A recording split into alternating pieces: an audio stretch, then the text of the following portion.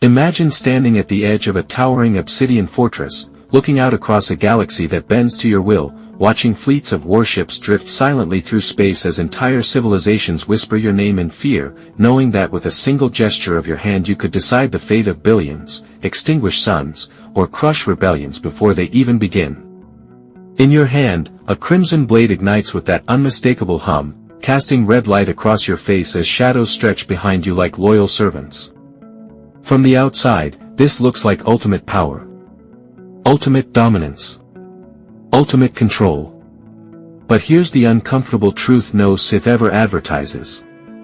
The throne is colder than it looks. And the higher you climb in the dark side, the less human you become. Being a Sith Lord isn't freedom. It's a beautifully decorated prison built from paranoia, isolation, and constant fear. And once you step inside it, there is no peaceful way out. Let's talk about stress, because this isn't the kind of pressure you feel before an exam or during a busy week at work. This is the kind of stress where a single miscalculation doesn't cost you money or reputation, it costs you your life. Every conversation is layered with hidden meaning. Every alliance feels temporary. Every apprentice is a ticking time bomb standing 3 feet away from you. As a Sith Lord, you never fully relax. You never sleep deeply. You never let your guard down. Because the moment you do, someone stronger, younger, or more ambitious is ready to strike. And the cruel irony? You train them to do exactly that. Imagine mentoring someone, teaching them everything you know about power, strategy, and manipulation, knowing that their final lesson will be your execution. That's not mentorship. That's slow-motion betrayal built into the system itself. Now let's go deeper into something even darker than stress, isolation. The Sith Code teaches that attachments are weaknesses, that love clouds judgment, that compassion softens resolve, and that trust creates vulnerability. So what do? You cut those things out of your life. You convince yourself that emotional distance equals strength. You trade warmth for control. But here's what no one tells you. Control does not hug you back. Power does not sit beside you when the fortress goes quiet at night. Fear does not replace friendship. Picture the inside of a Sith stronghold long after the troops have left and the doors have sealed shut. The halls are silent. The air is cold. The only sound is the faint mechanical rhythm of life support systems or your own breathing echoing through endless stone corridors. There is no laughter. There are no shared memories. There is no one you can speak honestly to without calculating the consequences. When you remove connection from your life, what you're left with isn't strength. It's emptiness disguised as superiority. And then there's the rule of two, the Sith philosophy that ensures the order never grows weak, but also guarantees that trust can never exist. One master. One apprentice. No equals. No partners. Just a hierarchy built on ambition. The apprentice studies the master not out of admiration, but out of strategy. They observe your weaknesses. They analyze your habits. They wait. And one day, when the timing is perfect, they attempt to end you. That's not a possibility. That's the goal. If they succeed, they are strong. If they fail, they are replaced. Either way, loyalty is temporary. You are constantly investing in the person most likely to destroy you. And you have to smile while doing it. But the cost of the dark side isn't just psychological. It's physical. The dark side consumes its users in ways that go beyond philosophy. It feeds on anger, on hatred, on pain. And while those emotions grant explosive power in the moment, they erode you over time.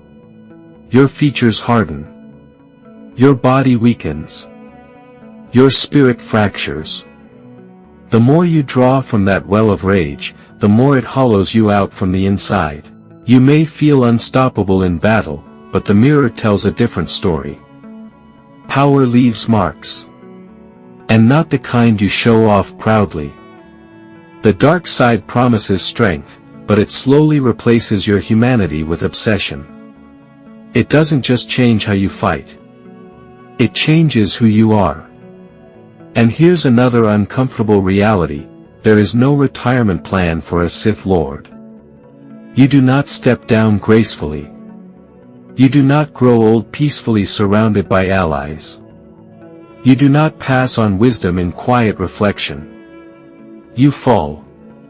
Violently. Unexpectedly. Inevitably. Whether through betrayal, battle, or internal collapse, every Sith story ends the same way. Alone. Because when your life is built entirely on domination, there is no safety net when domination fails. There are no old Sith telling stories in retirement. There are only cautionary tales. Now let's talk about the psychological weight of constant manipulation.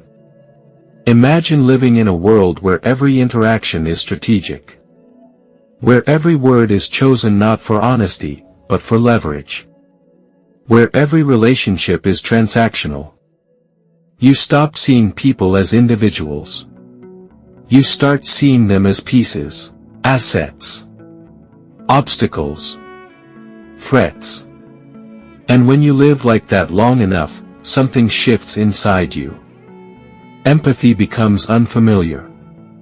Trust feels dangerous. Vulnerability feels impossible. You don't just lose others. You lose yourself. Because real strength isn't just dominance. It's balance. And balance is something the Sith deliberately reject. Here's the ultimate irony of it all. Sith pursue power because they fear weakness. They chase control because they fear loss. They seek dominance because they fear vulnerability. But in doing so, they become ruled by fear more than anyone else. Fear of betrayal. Fear of aging. Fear of being surpassed. Fear of irrelevance. Fear becomes the invisible chain around their neck. They think they command the dark side. But the dark side commands them. Let me ask you something directly. If you could rule the galaxy, but never trust a single person in it, would you still want the throne? If you could command armies, but never experience genuine loyalty, would that feel like victory? If you had absolute power, but no peace of mind, would it be worth the trade? Because that's the deal the dark side offers. Power in exchange for connection. Dominance in exchange for humanity. Control in exchange for freedom. And once the exchange is made, there are no refunds.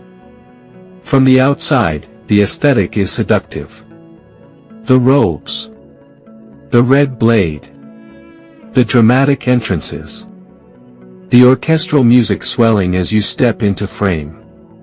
But aesthetics don't show exhaustion. They don't show paranoia. They don't show the silent nights where even the most powerful being in the galaxy sits alone with their thoughts. And thoughts, when you've built your life on fear, are not kind companions. Being a Sith Lord isn't about enjoying power. It's about constantly defending it. It's not about ruling confidently. It's about surviving relentlessly. It's not about freedom. It's about being trapped in an endless cycle of ambition and betrayal that never truly satisfies.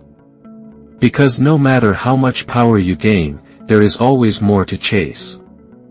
And chasing never ends. So the next time you see that red lightsaber ignite on screen, and the villain strides forward wrapped in shadow and authority, remember that behind the mask is someone who hasn't known peace in years, someone who traded warmth for intimidation, someone who climbed to the top only to discover that the summit is silent and freezing. Being a Sith Lord might look powerful. It might look legendary. It might even look cool. But living it? That's a different story. A story filled with tension instead of triumph. Isolation instead of admiration. Fear instead of fulfillment. And in the end, No matter how strong you become, no matter how many worlds kneel before you, the dark side always takes more than it gives. And that's why, when you strip away the spectacle and the myth, being a Sith Lord doesn't just look hard. It is. And honestly, it kind of sucks.